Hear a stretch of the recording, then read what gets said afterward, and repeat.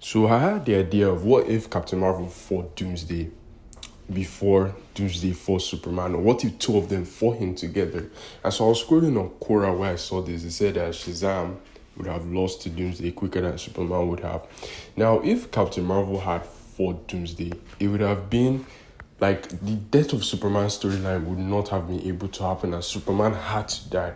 They said that the sales after Superman died were insane, so it was an essential storyline now. But if the DC universe was real, and this was a real threat, Captain Marvel and Superman would have 100% fought Doomsday, and Captain Marvel would have done better than Superman.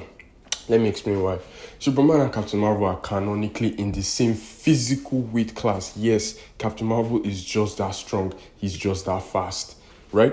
But then the thing, Captain Marvel has the advantage because of magic. Magic is a subset of his powers. They are not his main powers. His powers come from the gods. Now, Captain Marvel, in theory, should have infinite stamina. Because the writers do not want to touch on this, but you, just forget feats. Use your brain, like logically think right now. Atlas has the stamina to hold up the heavens, as in the heavenly realms, for all of eternity. And that stamina has been bequeathed to Captain Marvel, not in bits, not in pieces. Okay, let's say maybe it's in bits and pieces. If we go to War of the Gods, which is canon, they redid the Shazam ritual and gave him their full powers. So he's not in bits, not in pieces. So he has that stamina, one. Two, you say, okay, what if he gets scared or tired? The courage of Achilles. He'd never run from a fade, and he will fight Doomsday till he dies. Three, you say, okay, what if he sustains life-threatening injuries? The invulnerability of Zeus or the invulnerability of Achilles. Now, this one is a bit iffy. We don't know where the invulnerability comes from exactly. Sometimes they say it's magic. Sometimes they say it's Zeus. Sometimes they say it's Achilles. But I think the Achilles one makes sense because Achilles is known for being invulnerable.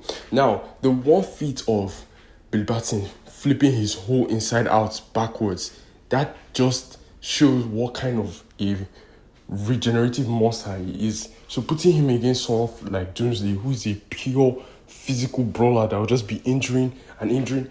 If you can flip your insides out, back in and out, right? Just getting stabbed a couple of times, is that supposed to keep you down? And you don't have a weakness like kryptonite. You have the stamina to keep going. You have strength comparable to Superman. Then you have that magic advantage. Like, I think once he'll be able to kill Doomsday first, right? Bam, that's the first death. But once Doomsday comes back and he adapts, that's when it will be like a never-ending battle. Because like he has lost his main advantage, but he can still keep going. Why? Because he's not scared of Doomsday. He can regenerate himself from serious injuries, and he has the stamina to keep up with him. That's just the thing. So when Superman comes in, the two of them will just physically overpower him and kill him. That's just the thing. Then that is Captain Marvel, right? But then if you want to say Shazam for the New 52, I agree with you, that guy will definitely lose. Number one, his powers don't even come from the gods. It's straight from magic only.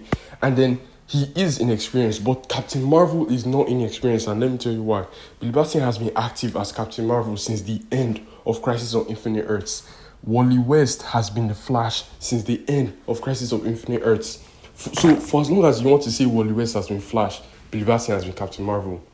And now, as of 2026, the characters can remember things that happened pre-Crisis and during Crisis of Infinite Earths. Guess who was there? Billy Batson. Billy Batson was present for the Crisis, and he fought Superman pre-Crisis. Do you know what it means to fight pre-Crisis Superman? So like he has, there are things like, but because people want to keep Superman on this pedestal, they just don't let the story progress. They let them just keep being in New 52 limbo, and their stories, like the fact that Crisis of Infinite Earths happened and New 52 origins still happen, they are conflicting with each other. And bro, but yes, Captain Marvel can take on Doomsday, but it will never end. The same way Lobo and Doomsday will never end.